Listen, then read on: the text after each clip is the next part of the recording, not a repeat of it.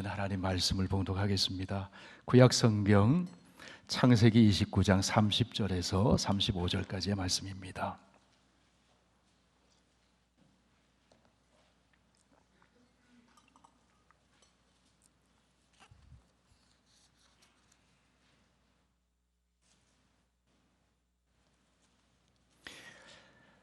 구약 성경 42쪽에 있습니다. 창세기 29장 30절에서 35절까지 계시의 하나님 말씀 봉독할 때 다 함께 하나님의 음성을 들으실 수 있기를 바랍니다. 야곱이 또한 라헬에게로 들어갔고 그가 레아보다 라헬을 더 사랑하여 다시 7년 동안 라반을 섬겼더라.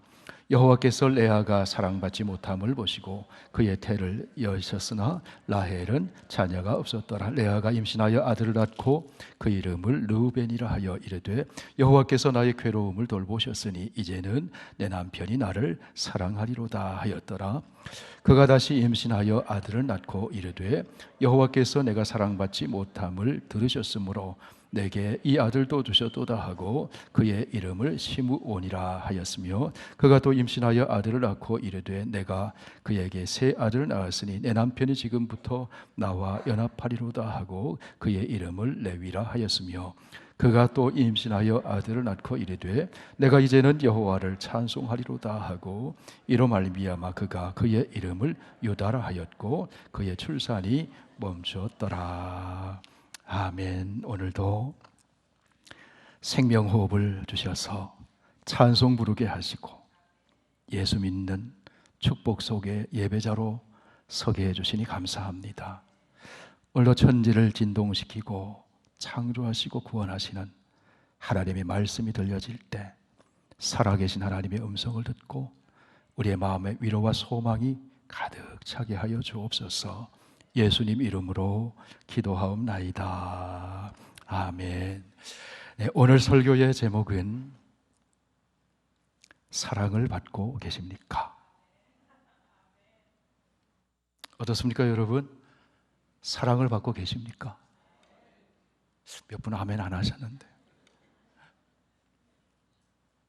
인간적인 시선으로 바라볼 때 사람들은 태어나면서 아무것도 가지고 나온 것이 없지만은 실은 불평등한 조건 속에 인생을 시작하는 경우가 많습니다.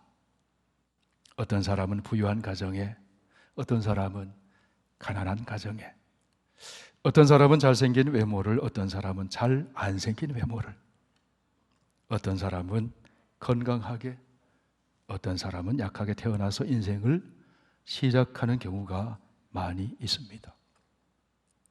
그런데 여러분, 평준화의 법칙이라는 게 있습니다. 여러분 한 번쯤 들어보셨을 거예요. 20대에서 40대는 욕망의 평준화가 있다고 합니다. 50대는 외모의 평준화. 한국 사람들은 특별히 성형을 많이 해서 그런지 리프팅을 자주 해서 그런지 비슷비슷해요. 60대는 지식이 평준화된답니다. 특별히 내세울 지식보다는 비슷비슷한 얘기하면서 살아요. 70대는 성의 평준화가 이루어지고 80대는 부의 평준화. 있는 자나 없는 자나 먹고 사는 게 별 차이가 없다는 겁니다. 90대는 생사의 경계가 평준화된다고 합니다. 100대는 자연 속에 평준화가 이루어진다고 합니다. 누구나 땅 속에 들어가면 한 줌 흙이 된다는 것이죠. 나이가 들면서 산은 낮아지고 계곡은 높아져 모두가 비슷비슷해집니다. 이렇게 저렇게 빼고 더하다 보면 마지막 계산은 비슷해집니다. 무엇보다도 그리스도의 십자가 앞에 서면 모두가 평준화됩니다. 예외 없이 모두가 죄인이요 모두가 구원이 필요한 존재입니다. 세상에는 부러움의 대상이 되는 사람이 있는가 하면 감동의 대상이 되는 사람이 있어요. 내가 갖고 싶은 것 더 많이 가진 사람 보면 부러움이 생기죠. 부러움의 대상이에요. 좋은 집안에서 태어났거나 아름다운 외모를 가졌거나 높은 지위에 올랐거나 많은 지식이나 다재다능한 능력을 가졌거나 하는 사람. 우리 아이가 대학교 가더니 그런 얘기를 한 적이 있었어요. 학교 가봤더니 어릴 때부터 사립학교 다니고 보딩스쿨 나온 친구를 보니까 부러운 마음이 생겼다는 거예요. 지금은 물론 안 그렇습니다. 부러움의 대상이 되는 사람이 있다는 거예요. 그러면 감동의 대상이 되는 사람은 어떤 사람일까요? 성경에 보면 그런 인물들이 등장하죠. 굶어 죽을 형편에서도 마지막 남은 양식거리, 그것으로 하나님의 사람 엘리야를 공개했던 사르밧 과부 같은 사람. 누명 쓰고 옥에 갇혔지만 캄캄한 현실 속에서도 남을 섬기며 살았던 요셉 같은 사람. 두 팔이 없는 장애의 고통 가운데서도 밝게 웃으며 찬양을 부르는 레나 마리아 같은 사람. 불리한 조건과 어려운 환경을 이겨내고 다른 사람에게 희망을 주는 사람, 그런 사람은 감동의 대상이 됩니다. 부러움의 대상이 되는 사람이 행복한 사람 같은데 꼭 그런 것은 아니에요. 청년 시절에 제가 다녔던 교회 목사님이 어느 큰 정말 재벌집에 큰 부잣집에 신방을 가셨는데 집이 너무너무 으리으리하게 잘 해놨더래요. 그래서 그 성도님에게 행복하시죠? 그렇게 물었다 합니다. 그랬더니 정색하면서 목사님, 저는 이 많은 재물 때문에 지쳤습니다. 남들은 부러워 보이는데 그 사람은 행복하지 않더라고요. 어떤 사람이 행복한 사람이냐? 감동의 대상이 되는 사람이 행복한 사람입니다. 남이 보기에는 보잘것없어 보이고 시시해 보이는데 나에게 있는 것 소중히 볼 줄 아는 사람, 남과 비교하지 않고 없는 것보다는 있는 것에 집중하며 감사하는 사람, 그런 사람이 감동을 주죠. 그런 사람이 행복하게 삽니다. 오늘 본문에 보면 라헬이라는 여인과 레아라는 여인이 등장합니다. 둘은 한 부모 아래 태어난 친자매지간입니다. 자매지간이면서도 야곱이라는 남자를 한 남편으로 삼고 사는 여인들입니다. 라헬은 부러움의 대상이 되는 여인이에요. 라헬은 러블리하고 뷰티풀한 그런 여인. 외모도 아름답고 남편의 사랑을 독차지하며 사는 여인입니다. 이에 비해 레아는 눈매가 약하고 외모적으로 매력이 별로 없는 여인입니다. 동생보다 먼저 남편을 맞이했지만 남편의 사랑을 받지 못하고 사는 여인입니다. 레아는 외모가 아름답고 사랑을 받는 동생 라헬을 부러워합니다. 어찌 보면 레아라는 여인은 인생이 좀 억울한 사람이에요. 라헬처럼 외모가 아름답거나 총기가 있어 매력을 끄는 여인이 아니었습니다. 멋지게 연애하고 아름다운 사랑해서 결혼한 여인이 아니었습니다.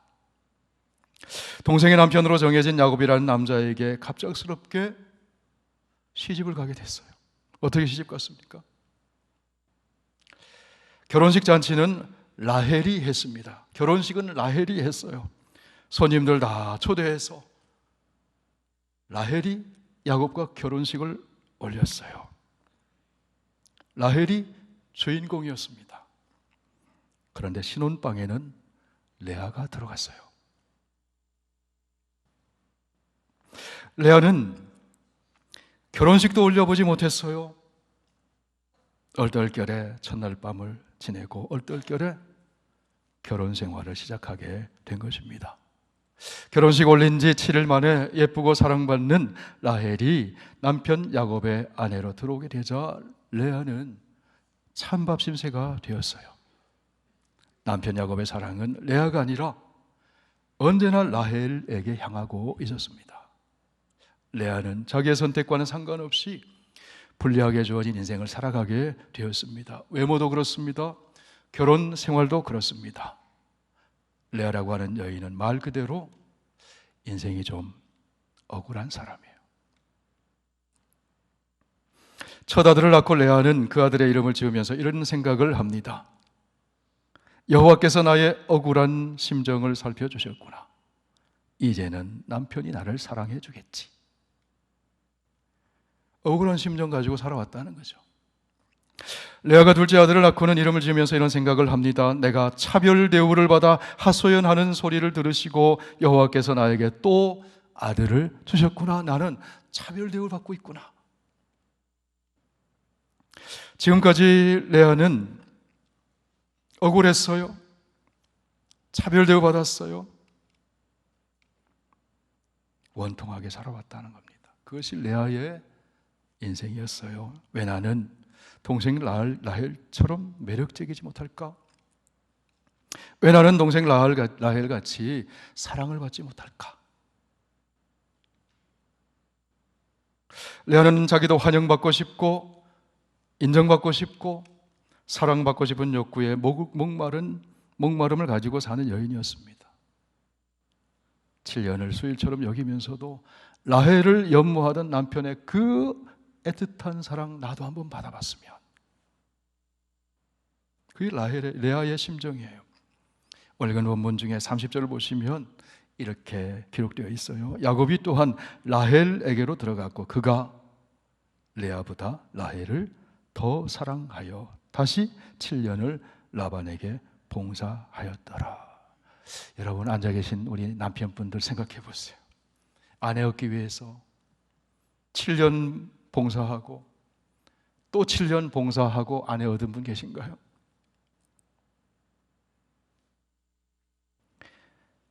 저는 만난 지 4개월 만에 아내 얻었어요. 은혜인 줄 믿습니다. 야곱은 라헬을 위해서 7년 또 7년 도합 14년을 장인 라반에게 봉사했어요. 라헬을 얻기 위해서.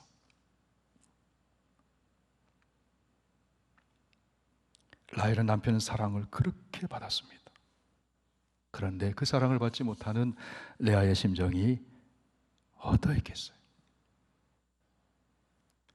그게 전부라면 레아는 얼마나 억울하고 불행한 인생을 사는 것입니까? 그런데 여러분, 그게 전부가 아니었어요. 하나님이 계셨습니다. 하나님이 계셨습니다. 하나님이 레아의 인생에 개입하셨어요. 하나님의 손길이 레아의 인생을 터치하기 시작하셨어요. 오늘 31절 말씀을 보십시오. 여호와께서 레아가 사랑받지 못함을 보시고 그의 태를 여셨으나 라헬은 자녀가 없었더라. 앞에 나오는 30절까지 끝난 다음에 레아는 너무 불쌍한 여인이죠. 야곱이 레아보다 라헬을 더 사랑하여 다시 7년 동안 라반을 섬겼더라. 여기서 끝나버린다면 불행하잖아요. 그런데 그것이 끝이 아니었어요. 31절이 있습니다. 여호와께서 레아가 사랑받지 못함을 보시고 하나님이 보셨다.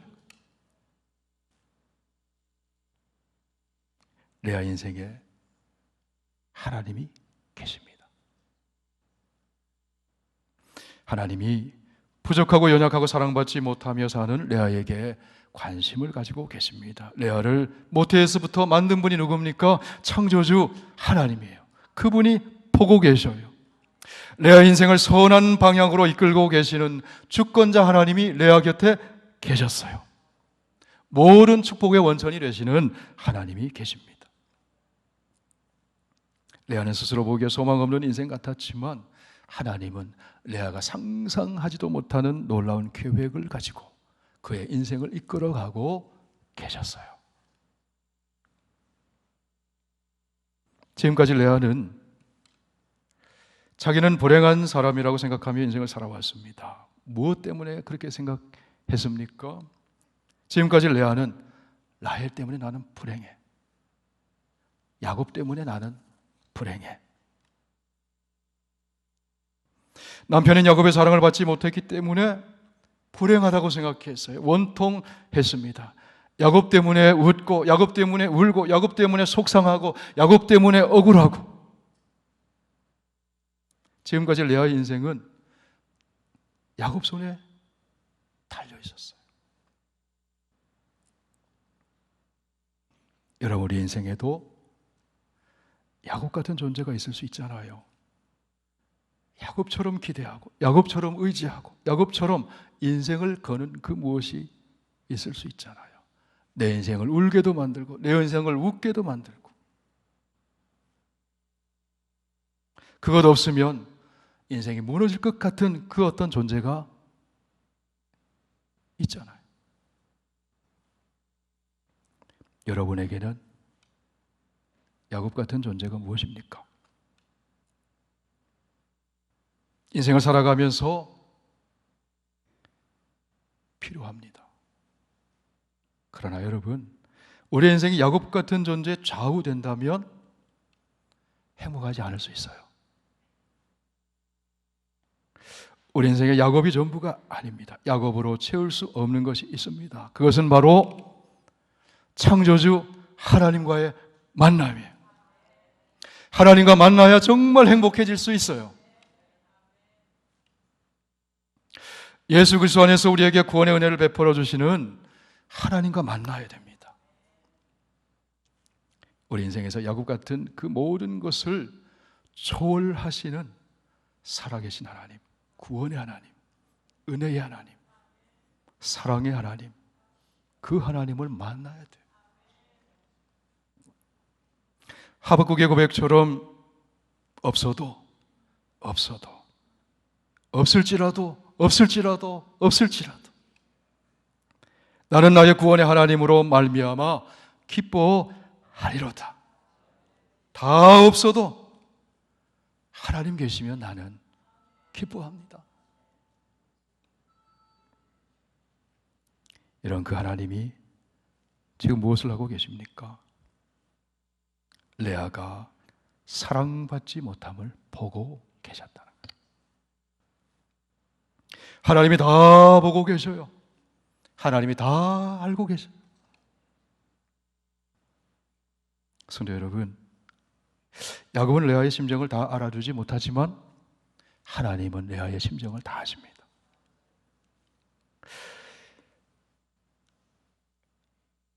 야곱은 레아 인생을 책임져 주지 못하지만 하나님은 레아의 인생을 책임져 주십니다. 하나님의 레아의 인생을 어떻게 책임져 주셨습니까? 레아 인생이 개입하시고 태를 열어주셨어요. 하나님이 레아 인생 가운데 역사하셨어요. 여러분, 레아가 얼마나 큰 위로를 받았겠습니까? 레아가 아들을 낳고 이름을 짓습니다. 무엇을 하고 지었습니까? 르우벤, 보라, 아들이다. 열하게 표현하면 이제 됐어. 내가 아들 낳았어.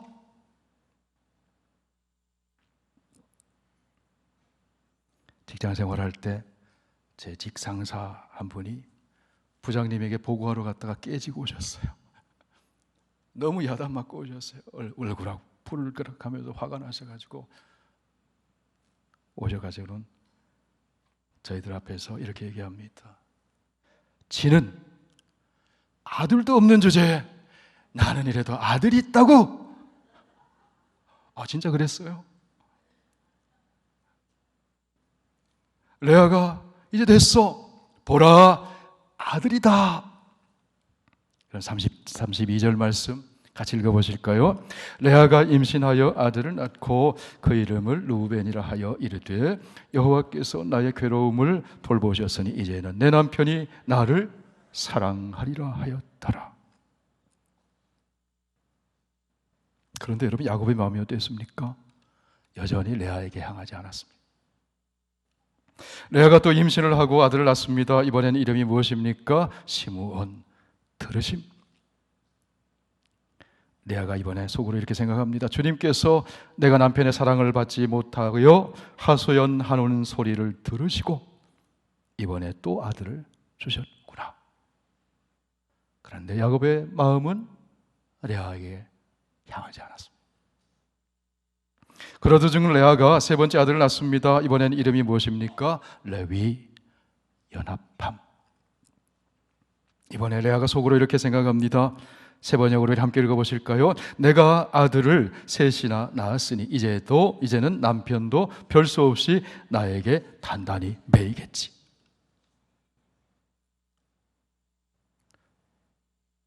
여러분, 레아의 마음이 아직도 누구에게 매여 있다는 것입니까? 레아의 행복이 누구의 손에 달려 있다는 것입니까? 레아의 마음은 여전히 야곱에게 매여 있어요. 레아의 행복은 여전히 야곱 손에 달려 있었다는 거예요. 그러던 중 레아가 네 번째 아들을 낳습니다. 이번엔 이름이 무엇입니까? 유다, 찬송함. 32절 다 함께 읽습니다. 35절 다 함께 읽습니다. 그가 또 임신하여 아들을 낳고 이르되 내가 이제는 여호와를 찬송하리로다 하고 이로 말미암아 그가 그의 이름을 유다라 하였고 그의 출산이 멈추었더라. 이번에는 레아가 속으로 이렇게 생각합니다. 내가 이제는 여호와를 찬송하리로다. 하나님, 이제는 내가 야곱 때문에 속상해하거나 슬퍼하거나 괴로워하지 않겠습니다. 하나님이 계시니 괜찮습니다. 위대하신 하나님의 사랑을 받았기 때문에 이제는 괜찮습니다. 이제는 내가 하나님을 찬송하며 살겠습니다.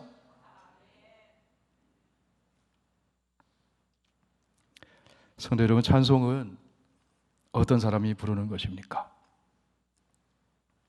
찬송은 하나님 만난 사람이 부르는 기쁨의 노래입니다. 찬송은 하나님의 사랑을 체험한 사람이 부르는 행복의 노래입니다. 내가 이제는 하나님을 찬송하리로다. 내가 남편의 사랑을 받지 못하는 고통 중에 하나님 사랑을 체험했어요. 그리하여 레아는 더 이상 사람에게 마음 빼앗기며 불행하게 살지 않아요. 레아가 자기에게 있는 것 가장 소중한 분 하나님 사랑에 붙잡혔습니다. 그것이 레아를 정말 행복하게 만들었다는 것입니다.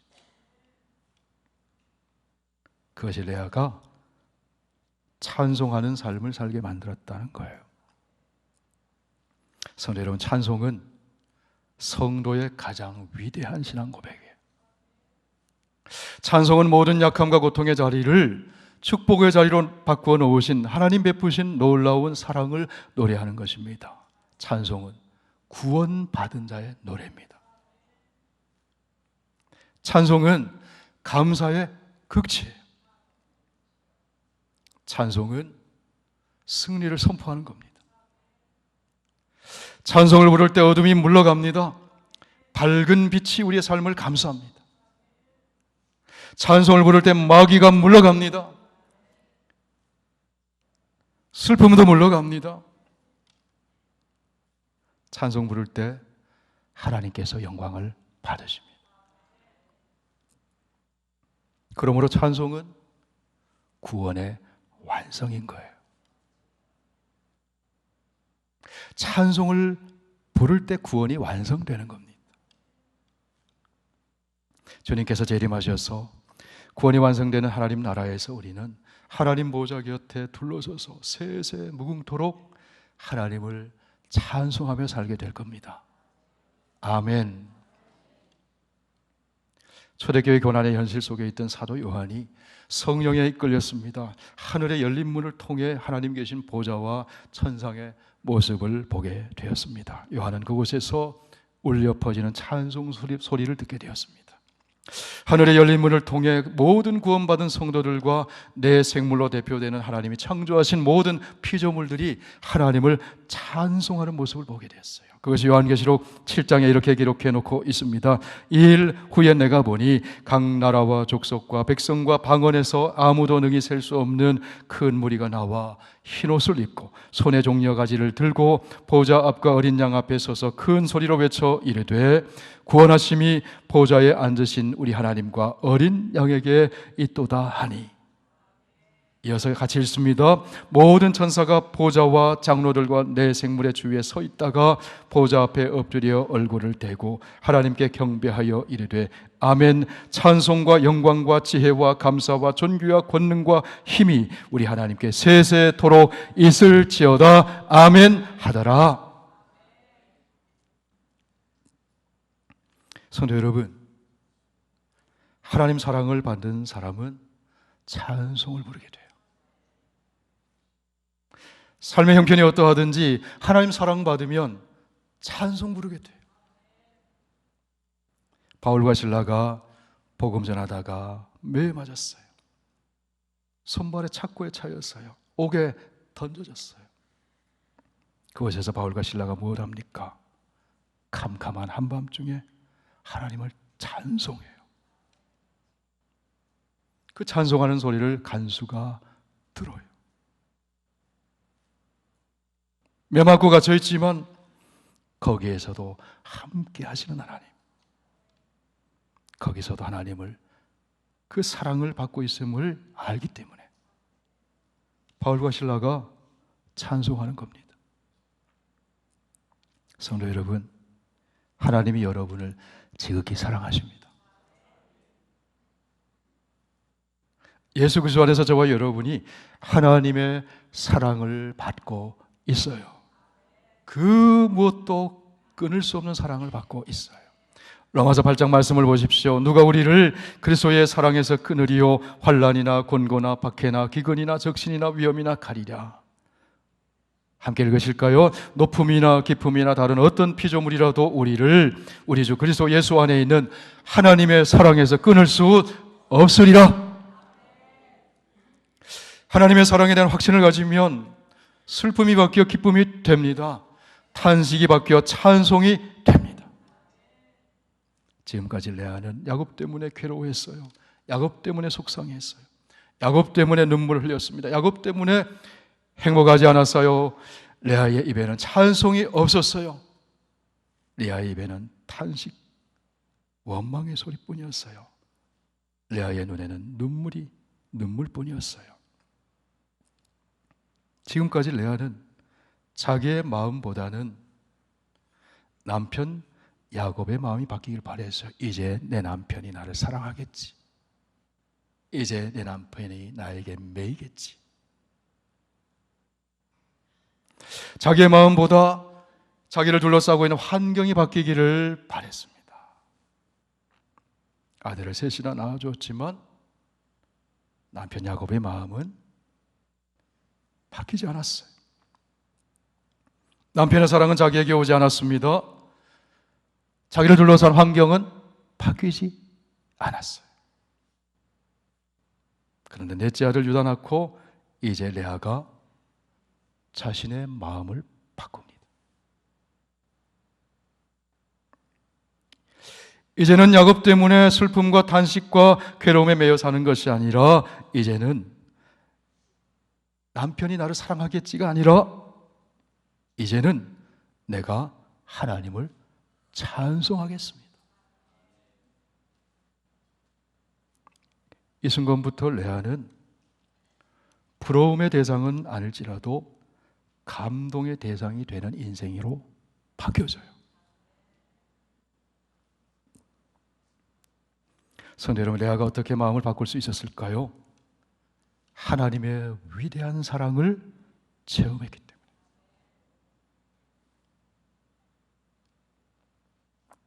하나님의 사랑의 대상이 되는 순간 그 사람의 인생은 보석처럼 빛나게 돼요. 먼지도 햇빛을 받으면 빛이 나듯이 사람이 참 빛이신 하나님의 사랑을 받으면 그 인생이 보석처럼 빛이 나는 가치 있는 존재가 되는 줄 믿으시기 바랍니다. 요한계시록 21장에 보면 예수님께서 재림하실 때 하나님께서 만물을 새롭게 하셔요. 하늘에서 새 예루살렘이 내려와요.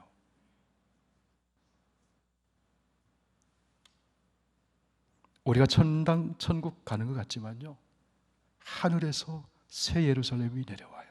하나님이 우리에게 오신다는 거예요. 임재하신다는 거예요.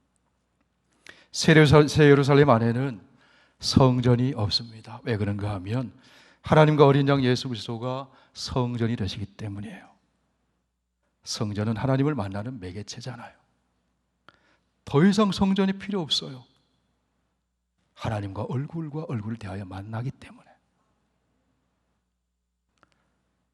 하나님의 영광의 빛 가운데 거하시는 그 하나님의 얼굴과 얼굴을 대하여 만나기 때문에 성전이 필요 없는 거예요. 여기 새 예루살렘은 장소적인 것이라기보다는 어린 양 예수 그리스도의 신부를 상징합니다. 그리스도의 신부는 누구일까요? 그리스도의 사랑을 받는 사람이잖아요. 임마누엘, 함께 하시는 하나님의 임재 가운데 있는 교회를 말하는 겁니다. 성도를 말하는 거예요. 주님께서 재림하셔서 완성되는 하나님 나라, 하나님의 완전하신 통치 아래서 하나님의 완전하신 임재 속에 거하는 성도의 모습을 새 예루살렘, 하늘에서 내려오는 새 예루살렘으로 비유하여 상징해서 보여주는 거예요. 요한계시록 21장 9절에서 10절 함께 보실까요? 일곱 천사 중 하나가 내게 말하여 이르되 이리 오라, 내가 신부 곧 어린 양의 아내를 내게 보이리라. 성령으로 나를 데리고 크고 높은 산으로 올라가 하나님께로부터 하늘에서 내려오는 거룩한 성 예루살렘을 보이니 하나님의 영광이 있고 그 성의 빛이 지극히 귀한 보석 같고 벽옥과 수정같이 맑더라. 이 새 예루살렘, 요한계시록 21장에 보면 새 예루살렘 성에 12문이 있는데 그 12문에는 이스라엘 자손 12지파 이름이 새겨져 있어요. 12기초석이 있는데 거기에는 12사도의 이름이 쓰여져 있어요. 무엇을 말하는 거예요? 구약의 성도, 신약의 성도, 모든 하나님의 언약 백성을 말하는 거예요. 새 예루살렘 성이 벽옥과 정금으로 쌓였고 성곽의 기초석이 12보석으로 꾸며져 있고 12문은 진주로 장식되어 있는 것으로 묘사를 해주고 있습니다. 무엇을 말하는 것일까요? 그리스도의 신부, 다시 말해 교회와 성도가 이렇게 영광스럽고 빛나고 아름다운 존재라는 것을 알려주는 거예요. 왜 그럴까요? 하나님의 영광의 빛 가운데 거하시기 때문에 그러는 거예요. 하나님의 얼굴을 마주하면서 그 얼굴 빛을 비춤 받기 때문에 그런 거예요. 왜 그럴까요? 하나님의 사랑을 받고 있기 때문에 그런 거예요. 그것을 우리가 형언할 수 있는, 사람들이 이해할 수 있는 최고의 묘사가 보석처럼 장식되었다고 그렇게 묘사하는 거예요. 다시 말해서 여기 계신 저와 여러분이 그런 존재라는 거예요. 하나님 사랑받고 있고 새 예루살렘에 장식되어 있는 보석처럼 빛나고 가치 있고 아름다운 존재라는 거예요.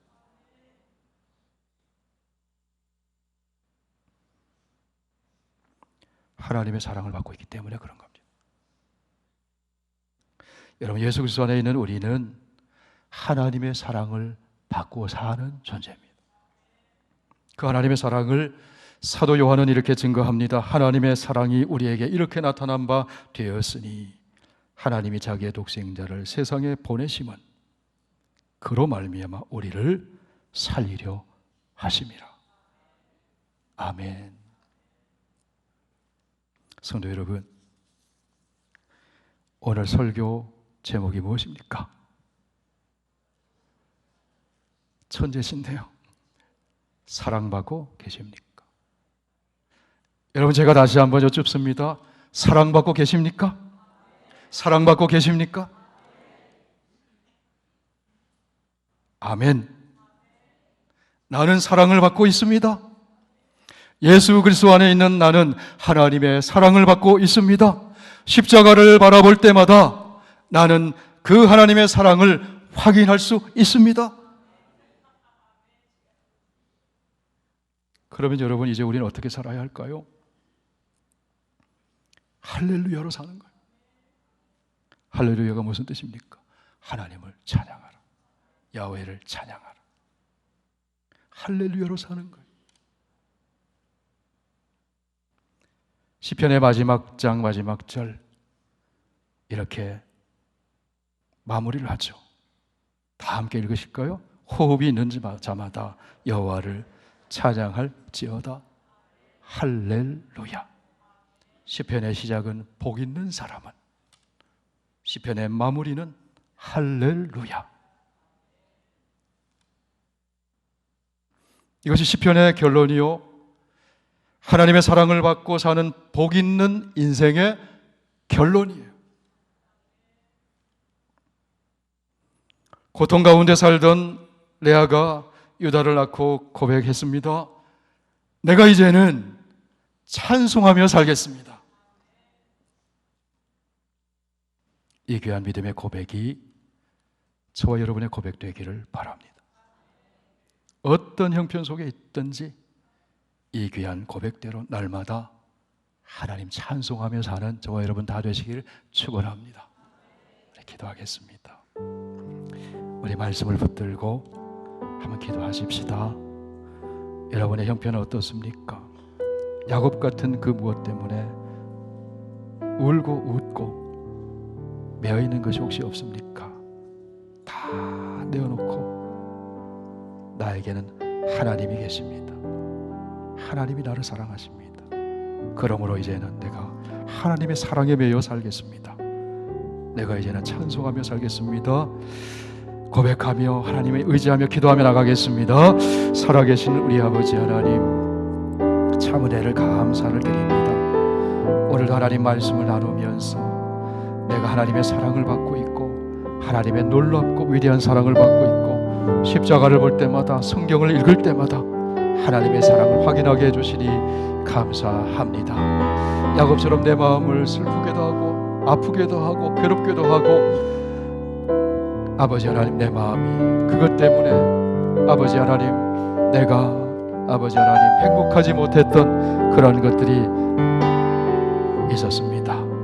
이제 말씀을 들었고 하나님을 만났사오니 그런 것 다 내려놓고 이제 내가 십자가에 계시해 주신 하나님 사랑, 끊을 수 없는 그리스도의 사랑을 받고 사는 존재임을 알았으니 레아처럼 내가 이제는 찬송하며 살겠습니다. 찬송하며 할렐루야로 살고 할렐루야로 우리의 인생의 결론을 맺고 영원한 하나님 나라에서도 할렐루야로 찬송하며 사는 나의 인생, 우리의 삶이 되게 해 주옵소서. 아버지 하나님, 말씀으로 오늘도 우리 곁에 다가오시고 우리를 향한 사랑을 보여주시니 감사합니다. 십자가를 통해 보여주신 하나님의 사랑, 끊을 수 없는 사랑, 영원한 사랑. 사람은 나를 다 이해하지 못해도 나를 이해하시고 나를 다 보고 계신 하나님, 그 하나님이 곁에 계심으로 내가 이제는 찬송하며 살겠습니다. 레아처럼 평생에 찬송하며 내 인생의 결론이 할렐루야, 천국까지 이어지는 찬송하는 삶이 되게 하여 주옵소서. 예수님 이름으로 기도하옵나이다. 아멘.